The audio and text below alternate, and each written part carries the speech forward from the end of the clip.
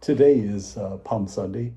And, the one thing about the reading is very long, so homily is kind of short. But one of the things about it is that when we think about the people who are there, and without infringing on their free will, it's amazing how things came together.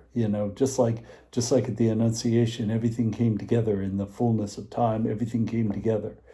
Just like now with the Palm Sunday, everything comes together. So you have the apostles, but you have one who has at some point probably we think about in John chapter 6 the rejection of Judas, even though he certainly is going out and doing ministry. He's going out two by two. He's there with the apostles. It's unknown that he is the one who's doing it, and yet he is the one who's determined that Jesus, for some reason, is not the one that he wants as the Messiah. So we have Judas in his betrayal. Then we have the people who are there in Jerusalem. And when we think about the people in Jerusalem, we think about the fact that certainly you had people who were much more, at best, suspicious of Jesus, at best, very cautious, and at worst, just outright hostile to Jesus and his message. And so you have like certain things that will come around that will, kind of change their mind temporarily, whether it be the man born blind and the healing of the man born blind, or the raising of Lazarus. Certainly that will kind of change their minds for a little bit, but in the end, they just go right back to where they were, that they were not accepting of who Jesus was. They were not accepting that the relationship between Jesus and the Father. They were not accepting of any of that.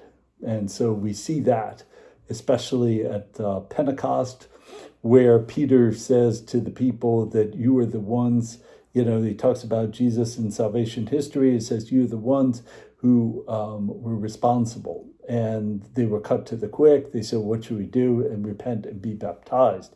They didn't say, Peter, you're a liar. You know that you're saying incorrectly. You know that we were very supportive of Jesus and that we were totally against the religious leaders. No, they didn't say that at all. In fact, they said, that yes, that they needed to repent and to be baptized.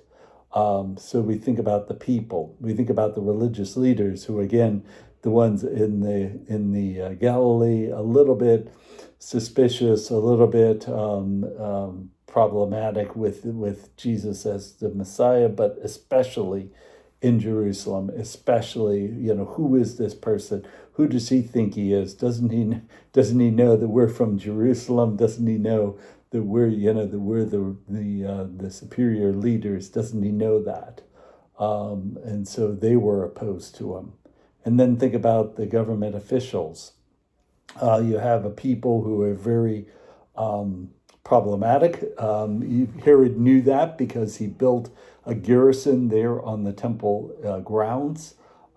He knew that they were not very supportive of the Roman government, that they were not supportive of being occupied, that they saw that God as their leader, and somehow this Caesar who thinks that he's our leader, we don't accept that. So they were unaccepting of that, and so he needs to have the troops there.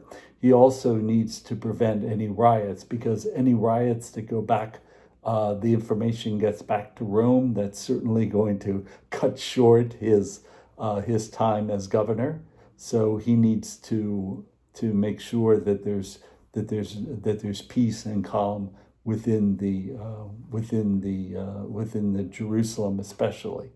And so you have all these things coming together. You have the apostles, then the one who betrayed. You have the people who seemingly were a little bit supportive, a little bit open, but then in a way were not open at all.